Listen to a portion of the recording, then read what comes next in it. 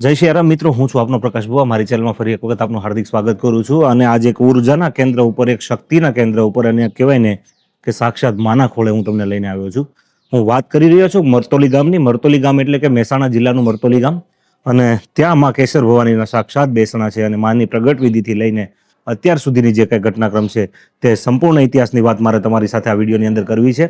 અને માં ચેહર અને માં મોગલનું તો એવું નામ છે, અને એનું નામ લ્યો ને કામ ન થાય, તમારી શ્રદ્ધા ખૂટે બાકી કામ ન થાય, વાતમાં માલ નહીં. તો ચાલો માતાજીના દર્શન કરીએ અને સૃષ્ટિના જીવ માત્રના કલ્યાણની ભાવના સાથેનો આ વિડીયો માતાજીના ચરણોમાં આપણે અર્પણ કરીએ. જય સિયારામ, જય સનાતન ધર્મ.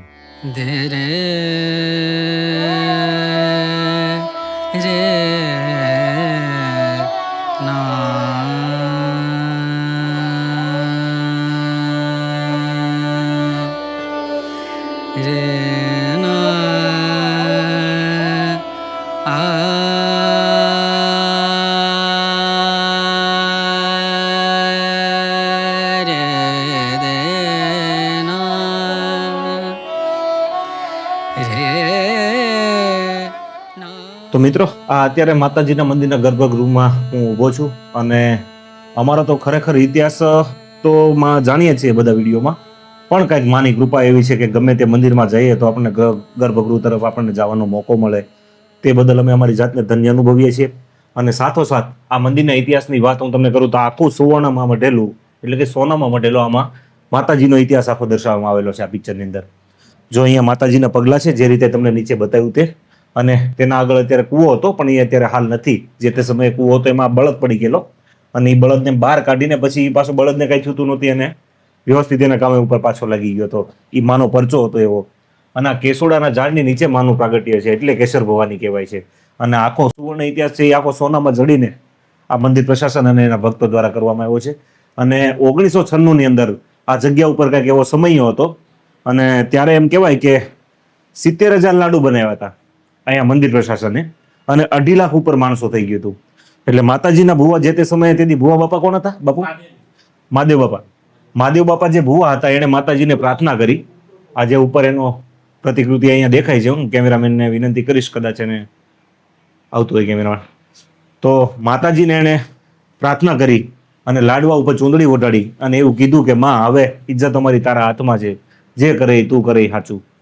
એટલે એ ચૂંદડી ઓઢાડ્યા પછી 2.5 લાખ માણસો લાડવા જમી તો લીધું, પણ છતાં 5 લાડવા જે વધ્યા હતા એ 1996થી લઈને આજ દિન સુધી હજી આ મંદિરમાં પ્રસાદી રૂપે, દર્શન રૂપે આપણને મૂકેલા છે. એ મંદિરમાં એ લાડવાના પણ મારે તમને દર્શન કરાવવા છે. તો આ છે કંઈક માનો દરબાર. અને માના દિવ્ય દરબારની અંદર આજે અમને તો જે મજા આવે છે, ખરેખર આ પરિસરની અંદર આવ્યો બાપુ, અમે થાકી ગયા હતા. 2-3 દિવસનો અમારો પ્રવાસ છે, પણ ખરેખર અહીંયા થાક ઉતરી જાય યાર. તમે આવો, માને માથું નમાવો ને એટલે તમારી આધિ વ્યાધિ અને ઉપાધિનો નાશ કરે ને એ મારી માં કેસર ભવાની. અને એના ચરણે આજે આપણે આવ્યા છીએ. અને કહું ને, ખાસ કરીને આ તમારા સુધી પણ આ વિડીયો જો પહોંચે છે તો કોમેન્ટમાં માત્ર ને માત્ર જય માં ચેહર એટલું લખજો. આપની હરેક મનોકામનામાં ચેહર પૂરી કરે, બસ એવી ભાવના સાથે આ વિડીયો હજી આગળ છે. તો ચાલો, વિશેષ આપણે લાડુના પણ દર્શન કરવાના છે, અને આ મંદિરના પૂજારી બાપા એટલે કે પૂજ્ય બાપુ સાથે પણ આપણે વાત કરવાની છે, અને માતાજીના ઇતિહાસ વિશે પણ આપણે એક નજર નાખશું. જય સિયારામ, જય માં કેસર ભવાની, જય માં ચેહર.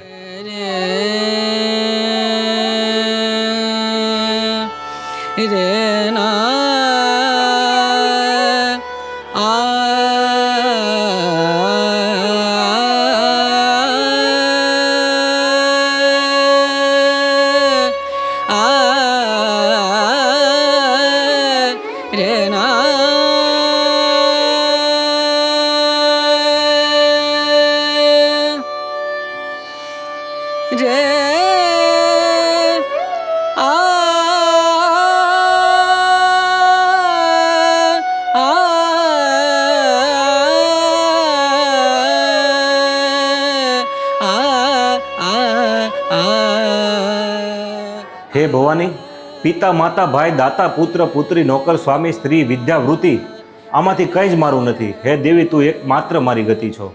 હું વિશાળ ભવસાગરમાં મહાદુઃખોથી કાયર થઈને પડ્યો છું. હું કામી, લોભી અને મત પ્રમત અને અનિચ્છનીય એવા સંસારના બંધનોમાં સદાય બંધાયેલો પડ્યો છું. હે ભવાની, તું એકમાત્ર મારી ગતિ છો. હું દાન આપવાનું જાણતો નથી. હું ધ્યાન યોગની મને કંઈ ખબર નથી. પૂજા અને મંત્રનું પણ મને જ્ઞાન નથી. પૂજા અને ન્યાસ વગેરે કર્મકાંડથી તો હું તદ્દન અજાણ છું. હે ભવાની, હવે તું એકમાત્ર મારું શરણ છો. હું પુણ્ય જાણતો નથી, ન તો તીર્થ કે લય કે ન મુક્તિનું મને ભાન છે. હે માતા, ભક્તિ કે વ્રત પણ મને ખબર નથી. હે ભવાની, હવે તું જ કેવળ મારું શરણ છો. હું ખરાબ કર્મોવાળો, કુસંગમાં રહેવાવાળો, દુર્બુદ્ધિથી કૂટાવેલો ગુલામ, ફૂલને શોભે તેવા આચાર વગરનો અને કહેવાય ને દુરાચારમાં પરોવાયેલો, ખરાબ દ્રષ્ટિવાળો, અયોગ્ય શબ્દ બોલવાવાળો, હે ભવાની, છતાં હવે તું એકમાત્ર મારું શરણ છો. હું બ્રહ્મા, વિષ્ણુ, શિવ, ઇન્દ્ર, સૂર્ય, ચંદ્ર અથવા અન્ય કોઈ દેવી દેવતાઓને જાણતો નથી. હંમેશા શરણ આપવાવાળી હે ભવાની, તું એકમાત્ર મારી ગતિ છો. હે શરણે આવેલાનું રક્ષણ કરનારી, વિવાદ, વિષાદ, વિમાદ, પ્રવાદ, પ્રવાસ, જળ, અગ્નિ, પર્વત, શત્રુ, વન સર્વની વચ્ચે સદાય મારું રક્ષણ કરજે. હે ભવાની, તું એકમાત્ર મારી ગતિ છો. હે દેવી, હું હંમેશા અનાથ, દરિદ્ર, વૃદ્ધાવસ્થા જેવા જીર્ણ રોગીથી અતિ દુર્બળ, દિન, જડ, વિપત્તિઓથી વીંટાળેલો, પાયમાલ થઈ ગયેલો એક જીવ. હે ભવાની, તું એક જ મારું શરણ છો. જય માં ચેહર, જય માં કેશર ભવાની. તો મિત્રો, આ જગ્યાના, આ મંદિરના પૂજારી મહારાજ એટલે કે કેશરગીરી બાપુ આપણી સાથે છે. તો આ જગ્યા ઉપર માના પરચા વિશેની અને માના જે કહેવાય ને કે ભાઈ પ્રાગટ્ય વિશેની જે કંઈ માહિતી બાપુ પાસેથી હોય તે આપણે જાણવાનો પ્રયાસ કરીએ. બાપુ, આપનું મારી ચેનલમાં હાર્દિક સ્વાગત કરું છું. અને ખાસ કરીને પર્ટિક્યુલર મંદિરનો ઇતિહાસ અગર આપના સ્વમુખે હોય તો મારે સાંભળવો છે. એમના વિશે વાત કરો. માતાજીનો ઇતિહાસ ગણીએ તો આપણે અવલૌકિક છે. માતાજી નગર તેડાથી ચાલતા ચાલતા અહીંયા મરતોલીમાં ફૂલનો દડો થઈ, વરખડી નીચે ફૂલનો દડો થઈ ગયા હતા. માતાજીનો ચમત્કારો પણ અનેક છે. માતાજીએ આંધળાને આંખો આપી છે, લોકોના પાયણા બંધાયા છે, કેન્સર મટાયા છે, અનેક રોગો દૂર કર્યા છે. અને માતાજીનો પ્રાકટ્ય દિવસ વસંત પંચમી ગણવામાં આવે છે.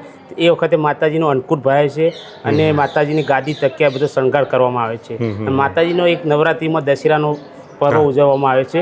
દશેરાના દિવસે માતાજીનો રથ નીકળે છે અને ભુવાજી જાપામાં વચ્ચે બેસીને બધાને આશીર્વચન આપે છે.